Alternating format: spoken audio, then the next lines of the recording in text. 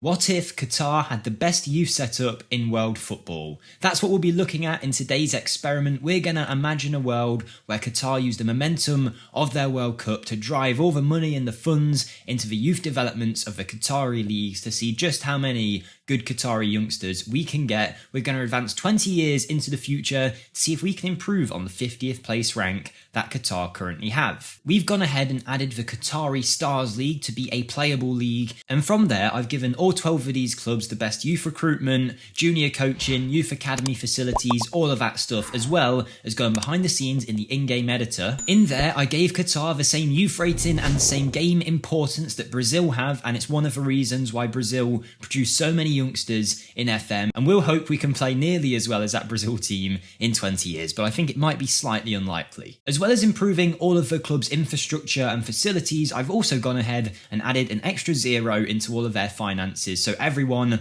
will get a little bit richer. Might be slightly unfair because the richer teams will get richer, but that's capitalism for you. That's what we've done. We have got a full nation loaded into the game here. You can see the club's bank balance, the facilities are all up there, the junior coaching, the youth recruitment, everything is ready to make the new era of Qatari football a success. We're going to go 20 years in the future. We'll stop off every 5 years to see if there's been any improvements. With that being said, if you do enjoy this experiment, or if you just want to see more of this kind of video, we don't do this kind of thing regularly, then smash the like button for us, subscribe for more as we push for 150,000 subscribers, and comment down below what experiment you'd like to see next. We've gone 1 year in the future to start off with, and already we've increased our ranking to joint 48th in the world. It's better than 50th, and just to take a look at our key players, we have got this guy here, Almoez Ali, a 26-year-old who has moved to Lyon from Al Duhail in the Qatari divisions for free after a good first season. Hopefully he's going to be the star in our Qatari national team, and looking at him, he's definitely got the quality to do so. In this fake experimental world, Qatar actually got 1 point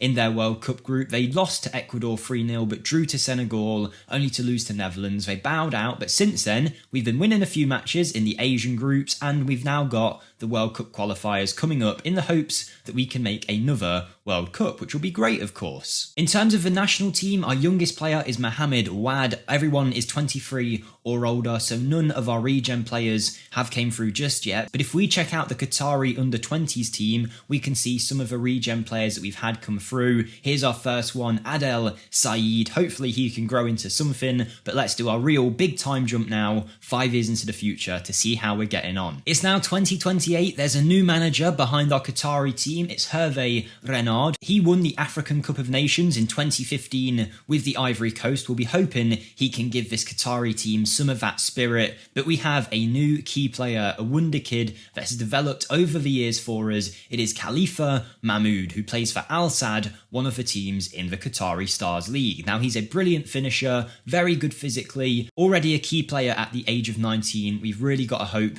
he grows into something, just starting to get some regular first team football. He just needs to start performing a little bit better and developing some more, but 30 appearances already for Qatar and 10 goals. That's pretty impressive. Hopefully he can keep that up. Another good young player we've had come through, another striker, it's Abdul Rashid Kanu, a striker playing for Al Gharafa in the first division here. He's very strong physically, also a very good finisher with great technique, and one of the youngest members of our national side now, which is awesome. Also, purely for this guy's name, I've got to bring him up, a new member of our Qatari national side, Ali Al Ali, a goalkeeper with one of the best names possible. We now have a ranking of joint 42nd, so you would hope that means we've had some good performances on an international front. Did we do anything in the following World Cup in 2026? Well, we did qualify, but in a group with Spain and Nigeria, only 2 teams in the groups in this World Cup. We didn't do very well. We lost both games without scoring a goal, but we're now back on track and hopefully ready to qualify for the World Cup yet again if we can make it out of our qualification group. I think consistent World Cup qualification to start off with will be a very strong starting point to getting our rank up and making us a strong national team. Interestingly enough, in our Qatari Stars League, Al Duhail have become the main team in the league, winning it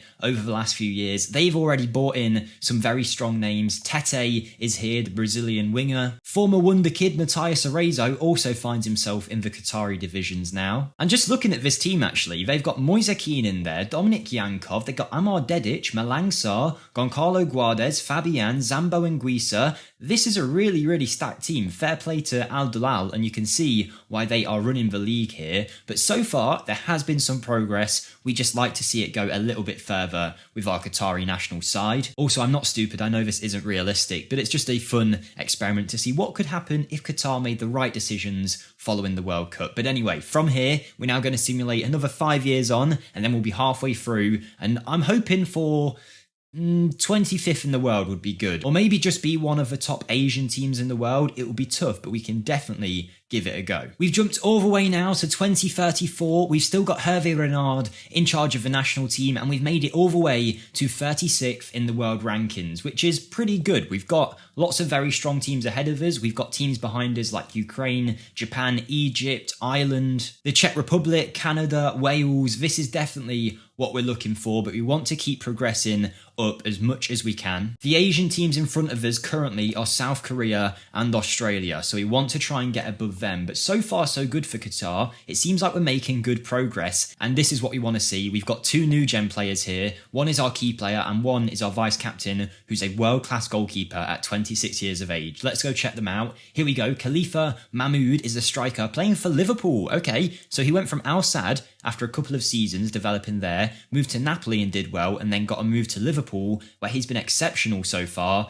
And you can see based on those attributes, he would be any Football Manager player's dream. Good with both feet, very strong physically, quick, a great finisher with good first touch, 43 goals in 98 Qatari national team appearances, and he's been doing well in the Premier League. Moved to Napoli for only £2.2 million. I think the reputation of our Qatari league will lead to most of our big players move into different countries, which is fine, it's normal. He's gone to Napoli, done well there, very well actually, better than he even did in Qatar, and then he's moved on to Liverpool for £68 million.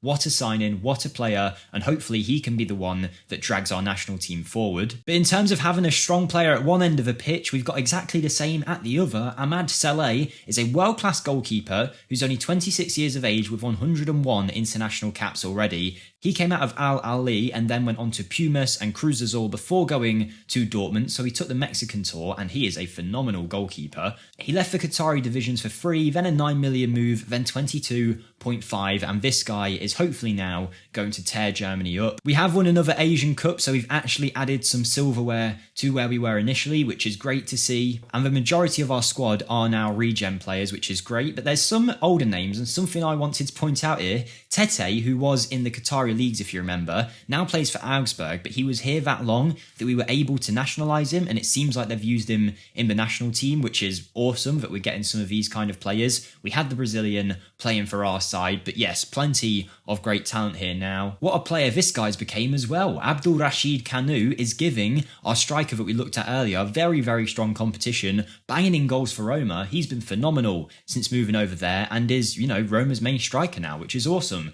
2 very good strikers coming through, and I mean, we've got to look at this guy, Abdullah. Again, that's another fantastic name, worth apparently anywhere in the region of 60-70 million, playing for Mainz as an important player, and he looks like a great winger, and we really are building like nearly a world-class team at this point in a few specific positions. I'm just going to guess that when we have a world-class striker, left wing and goalkeeper, everyone else might be rubbish, but I don't know for sure. It would be nice if we could produce some midfielders and defenders instead of all of these great attackers. The Qatari national team is developing, as is the league, and Al Dalal are still the strong club here with Moise Kean. For some reason, there's only like 10 players left in their squad. It's a shame these Qatari clubs have decided to purchase foreign players instead of developing their own as much, but still, everything is on track for progress here. And now, I think we'll actually take a jump another 10 years in the future, and we'll see them right at the end of our experiment. How have Qatar got on? Have they used the finances well? And have we developed a new world superpower? Okay, we're in 2042. I haven't checked any of this yet, so we'll find it out together. Before we take a look though, I'd like to let you guys know I have my own channel, which you can find linked in the description down below, where we have a Leicester save going on currently and a new save starting soon. So come on over, subscribe so you don't miss that, and hopefully you'll enjoy it. But back to the video. Okay, we're going to find out this one together. We've landed in 2042, which I believe is,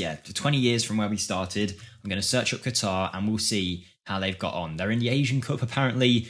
31st, okay, right, it's not fantastic, but 31st is still a definite improvement, and we're slowly moving up in the world rankings. I'm sure if we kept this going long term, they'd keep producing the youngsters, and hopefully the country would keep growing. But we've got some players to look at here. Abdullah made his way all the way to PSG, where he has become, I mean, he's an elite winger apparently. He must be some kind of legend at PSG. Nearly 60 goals in about 191 games. A phenomenal player who plays regularly for them. That's awesome to see, and it will be worth checking at the end of this if any of our Qatari players won a Ballon d'Or, which would be exceptional. Ahmed Saleh is still playing. He went from Dortmund to Manchester United, where he spent a big stint of his career, 165 games for them, where he's been a world-class goalkeeper. And the fact that he's playing for Man U in the Premier League suggests we've got one of the best goalkeepers in the world on our hands here. So far, this experiment has definitely gone well. They're beginning to produce their own talent. Where's that guy that we had before that was playing for Liverpool? Is he still going? Yes, he is. He retired from international football a few years ago, but 34-year-old Khalifa Mahmoud is still going strong at Liverpool. 34 years of age now, is likely a Liverpool legend,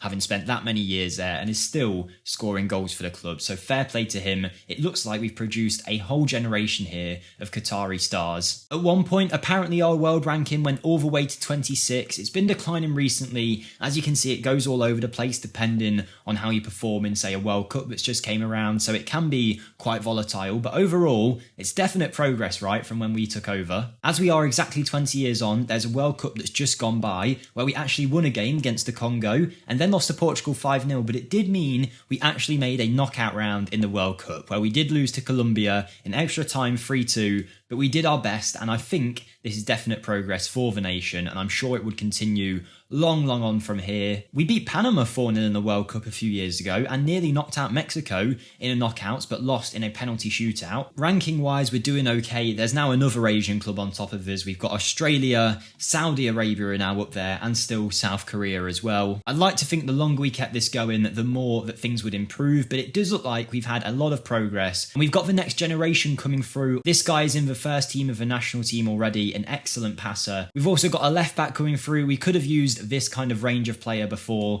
Now it seems like we've just ended up with a load of strikers and goalkeepers, but it's been great fun, a nice little test to do. Qatar have made progress. Could they have made more? Who knows, but I think this is a fun video. Let me know what you thought in the comments down below and subscribe for more. Hopefully you've enjoyed, and if you have, I'll see you next time.